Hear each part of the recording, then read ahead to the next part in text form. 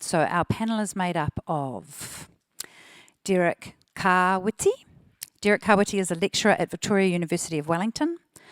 Timu on the end is Principal and Cultural Advisor for Warren and Mahoney. And in the middle is Kaye Maree Dunn, Kai Whakahaere, Director, Making Everything Achievable. And I'm excited about this kōrero. The main problem is that we've only got 30 minutes. I'm going to try and curate it, but feel free to just take it away at some point. So can we just start like quite simple and do what does an Indigenous or te ao Māori lens mean for you in digital construction? But maybe first, Kaye, you would like to say a little bit about yourself in terms of being a human engineer, because you're surrounded by two architects or creatives. Tōtahi he mihi tēnei ki a koe, ki a koutou, kua tai mai, ki te mana whenua o te whanganui ātara, nei rā ngā mihi ki a koutou. So firstly, thank you, Petra, for introducing us to my wonderful colleagues here. My name's Kaye Maree, and I did say, hey, look, I'd love to just get my words out first because I'm sandwiched in between these two amazing practitioners.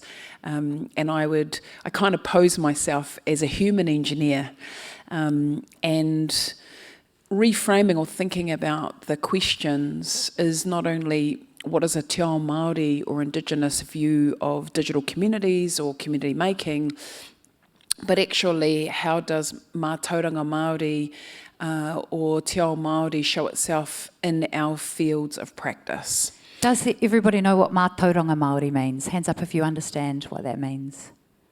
Awesome, so kia ora. Yep. And so mātauranga Māori is Māori ways of knowing, being, cultural wisdom based upon our values, our tikanga, our mores of knowing, and how does that influence our ability as designers. And so for me, I am a human engineer or a grey matter engineer, where my primary focus when working in partnership with our people, our whānau, hapu and iwi, is forging the relationship and understanding the nature of our interrelationship to one another through whakapapa, through our ancestry, and also through our living relationships, and also the relationships from the past as well. So I'm just going to riff off these two who are amazing, and give some thoughts and some ideas around what we might need to think about in the built environment as well. So Derek, do you want to riff off maybe how you embed mātauranga Māori into design? Like how does mātauranga Māori or Māori wisdom show up in design? Yeah, sure. Kia ora mai tātou, e tautoko hau. Ki a Kaye Maree nāna nei a tātou I hakapūria tēnei I tō kōrero o mihi, kupu hakamihi I tēnei ahi. Tēnā koe, tēnā tātou. Yeah, that's the $1 million question, really. I think with my practice and the way I do things with mātauranga Māori, and it's something that still doesn't sit right with me because understanding the origins of the term mātauranga Māori is very fraught with complexity and contradiction in terms of its actual origin and evolution over time. The way my interpretation works with it is to see how it can be leveraged to renew connections with Māori technologies, Māori archetypes that have been suppressed or forgotten or erased through the colonial process, and renewing connections and relationships with those things, such structures as hakari, different methods around interpreting the formation of materials, respect for materials, what does Māori mean within the digital technological space as well. And so it's yep. Can I clarify, Māori is life force there? Yeah, Māori is just an essence that all things have, I guess. I'm not, I wouldn't put myself up as an expert of it, but it's a kind of essential nature or a purity of something as a form of expression of itself. It's something that we can't own, but something that is that we can nurture and in some cases restore.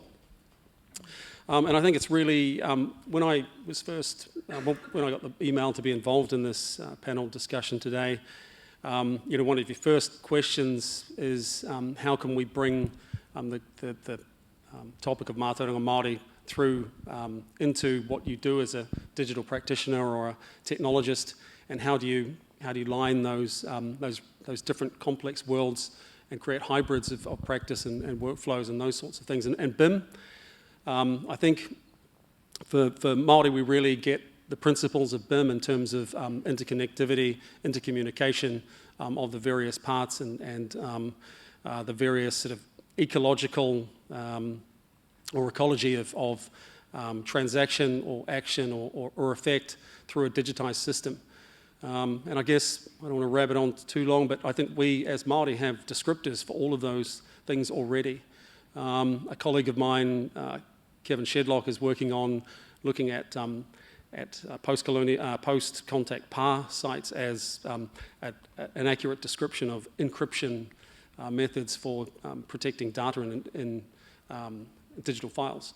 So we already have those kind of built descriptors in our communities, but they've been either suppressed or erased or forgotten about. So that's part of what I do, is to try and renew those connections. Whare, can I hand the microphone to you? I'm going to learn from experience. Would you like to? Kia ora. Yeah. O kia ora whānau, tēnei te mihi kia koutou. Nāna I tō mai kia roto kia koutou katoa. Kua tai mai nei, ki roto i au, nā reira ai, kua tūhonohono tātou. Nā reira hei, hua tī, hua tā, e hua tī, hua tā, hue mai ke ki te ora mai te oro, he manu whakatangi nāku koe ki tō o te pai. Ara kua tai mai, ara kua tai mai. Kia ora rā. So kia ora everyone, and it's good to be here with my whanaunga on my side here, and that just first listening into what our whānau here have to say. But I think it's we're only scratching the surface on this discussion, right? And so where we are with mātauranga Māori, for me, is really how do we actually understand where the mātauranga comes from? So for me as a practitioner, like I often don't work with my own whānau, with my own iwi. I often work with other whānau, another iwi, another hapu. And so I'm forever listening as well.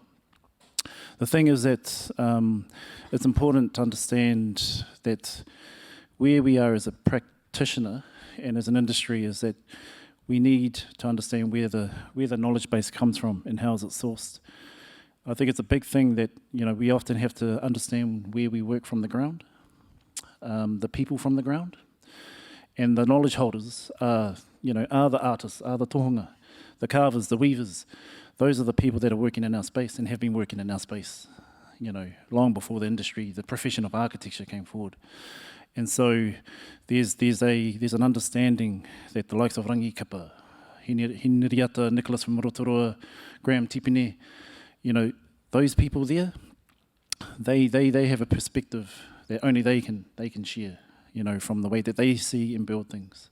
Me and my role is around how do I interpret that.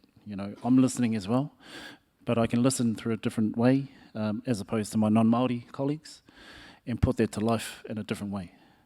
So when I think about interpreting mātauranga, interpreting te taiao, the natural environment, interpreting Māori in a built environment, I know that only I can bring my own sense and my own value into that interpretation, but the mātauranga that comes through is how well it's come and where it's come from. So I think that's an important thing to understand. Mātauranga Māori is about authorship.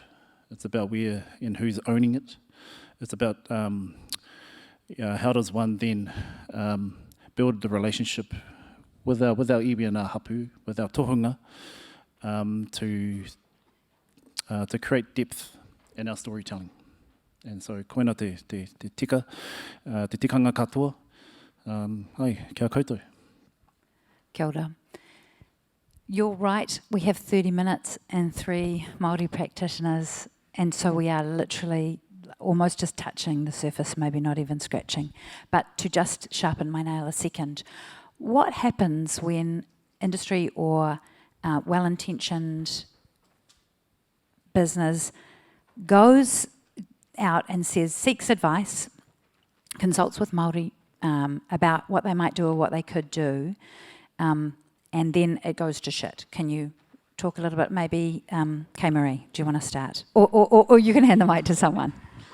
It seems like this great thing. We'll go and consult, and then the consultation happens, and then it didn't work out the way we all thought it would. Yeah, I think Whare sparked a really important point about the importance of listening. And so as a Māori practitioner, first and foremost, often we're going in as a blank slate. Even if we have some kind of base knowledge, it's very important to understand and hear what are the needs of the community, what are the needs of the client, and listen very carefully for the narrative or the ideas or even the beliefs that are sitting behind the conversation and giving that space to arise.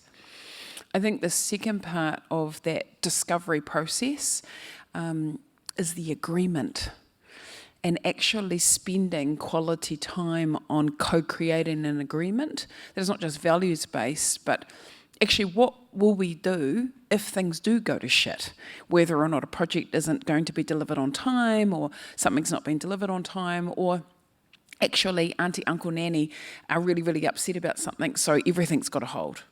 And so how do we deal with that with multiple moving parts, and what are the safety mechanisms that we're going to put in place to keep us safe throughout the journey? So I think for me is when I've seen projects go to shit is when we haven't listened closely enough. We've gone in to potentially impose a view upon the people that we're wanting to work with. Thirdly, we haven't put adequate time around crafting really well thought out agreements, and we haven't quite thought about a practice which is again around mātauranga Māori, is hoho te rongo. So how do we create a space or a conversation for peacemaking and managing things when emotions are high, things are difficult, and real money's on the line as well. So how do we lean into some of our practices of creating space for that type of dialogue? Some might say, hey, look, let's lock us up in a whare or in a room, chuck in some boxing gloves and just go handy until you've sorted it out. Or we're passing the rākau around and we're having a conversation and no one leaves until we come to some sort of resolution. But those are just some ideas that or some real life experiences I've bumped into on how we sort through things when it's really, really hard. So Derek, I know you're going to speak to this, and this is interesting because my observation is that Tao Pākehā, the European worldview, and Tao Māori, the Māori worldview, have a different attitude towards conflict even. We see it, I am more highly offended by it, and my Māori friends are less offended, and they might have a really heated discussion and then sit down and eat together, and it's ka pai, it's okay, because they've sort of broken through. So even knowing how the other party might view something makes a difference to your approach. It's normally about a higher cause, really, when that happens, and focusing in on the ngako, or the real Heart.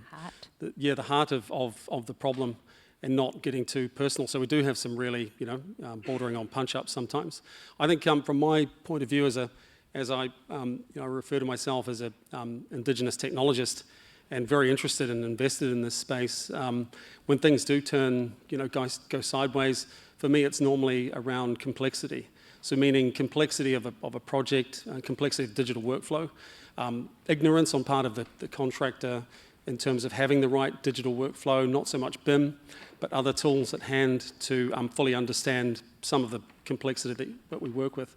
And I'm mainly talking about Māori geometries, and I do have a slide there, but I'm not sure whether we can show it today, for a sculpture project in Rotorua, where it turned terrible quite a few times, and it was really around the complexity of the project and how we understood it, and then how we deployed the tools to resolve it or to deliver it. So it's quite a well-known, it's the largest 3D printed sculpture in the world. And it uses a behind us? Is it this one? No, it's I might. I can get you the clicker. But it works with That's this one. Cool. Oh, I could have got that. I don't know if it's.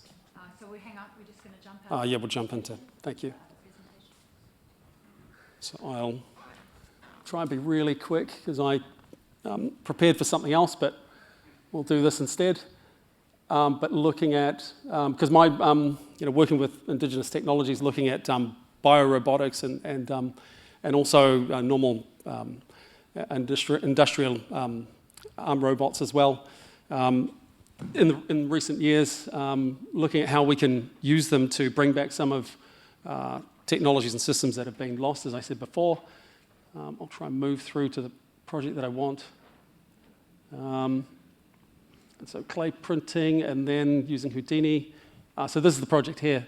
And so starting from some really base pattern geometry and then working through it to understand the mathematics and structural system that pertains to it.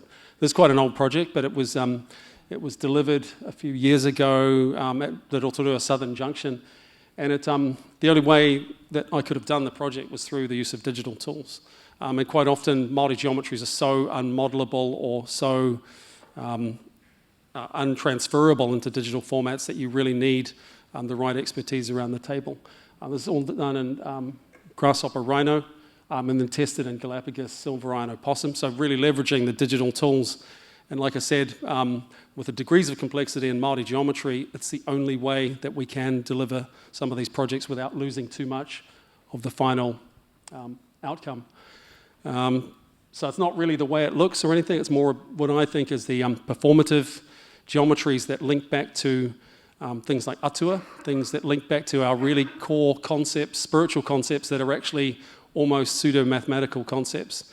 So that's, after working on projects such as this, you get a real feel for going beyond the surface, considering Māori things and Mātauranga Māori as a surface condition to a more integrated, holistic,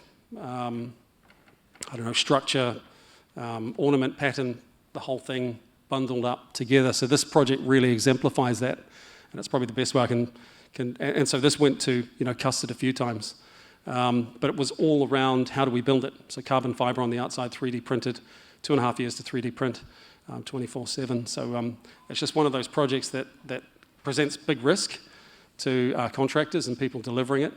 But also, I'll finish there, but it's just one example of this idea of complexity as the reason for things going sideways. And now we have the tools, such as BIM and these other tools that are the only reason for its existence. We could never have drawn this with orthogonal projection. Whare. Kia ora. Kia ora. What are you finding as far as bringing yourself as a Māori to your space? You talked earlier about not working with your hapu or iwi a lot of the time, so you are listening and learning. Can you talk about maybe the complexity of being the Māori in the room and being potentially the person with all of supposedly the knowledge to cross a cultural divide? Yeah. I just wanted to acknowledge their first image. So that was He Tohu. And I just see my man Evgen over here. So I just want to shout out. So that's Studio Pacific right there. I only just worked on it. Oh, the wooden one. The wooden one, yeah.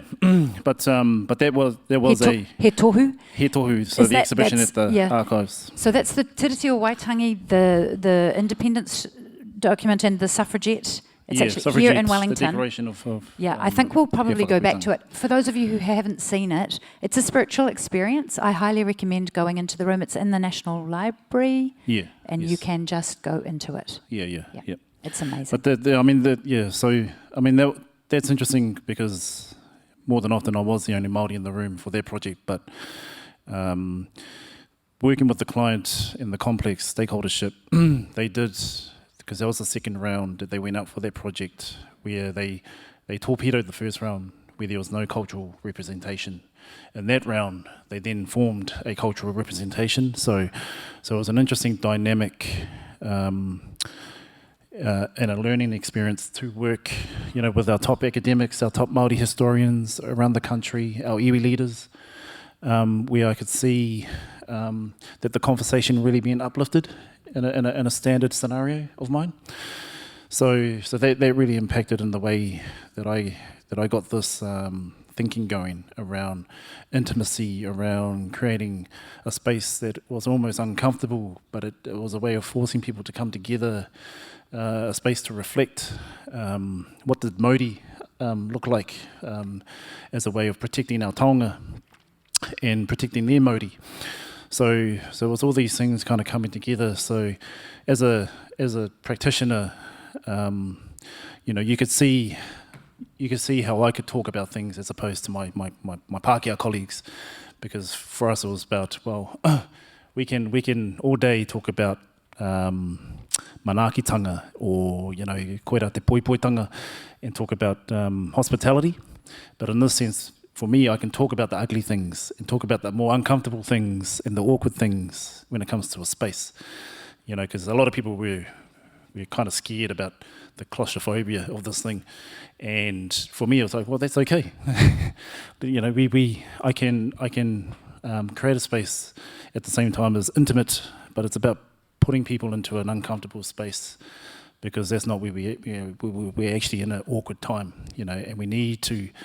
As practitioners, as a Māori practitioner, it's my job to push people into a new space every time I design something, and so this was like the perfect project, and given that it's a national project, it speaks to all the people, to all New Zealanders. What does a marae for all New Zealanders look like? How does it feel? What does texture actually feel and sound and smell like? And so we started bringing up all of these things, with the MTAG, the Māori Technical Advisory Group, about the timber and how kids can play with the timber. And that's why we started, creating textures and forms for people to be able to rub up and actually be a part of this. The fact that it's wood, it's forever cracking, so it's a breathing version of a wakahuia, of a treasure box. And so, I don't think we can get to those points unless we kind of acknowledge who's in the room and how do we create those dialogues together. And so that was kind of the project that, I felt like I can be myself. I can, and I can kind of be honest and but also be proud of what's important and what's different and what creates a point of difference for a space like this. So yeah. Kia ora. I'm going to come back to you for the last point, I think, Kaye Maree. Can I just totoko support what you were saying in terms of how interesting to design a space that is trying to communicate tension, that is embodying the truth that being in relationship with somebody is actually difficult. It's not comfortable. Anyone who's married knows this. It's not all good times, but there should be enough good times to sustain the relationship. And please go and see He Tohu if you haven't inside the National Library. I'm sure most of you have. Amazing. Can we just speak to, and I know this is not necessarily your job, but as Māori, for people in the industry who haven't taken a step yet, who are like aware of the growing renaissance of te ao Māori, te reo Māori, tikanga Māori, there's this bubbling aliveness to the fact that culture is being celebrated and included more, and there's still a way to go. What is, for people who are afraid of getting it wrong or mucking up or just don't know, and that's an uncomfortable position for them to be in because they're used to knowing and used to comfort, perhaps in their own tinana, hinengaro. What is a place, what step could they take? What's a move that could be made? Any advice? I think curiosity helps to cut through fear, and just asking really good questions to go, oh, what is the origins of this thing? Or why is that person upset? Or whose voice is not here? Or what steps do I need to take to better understand the community that I am in right now?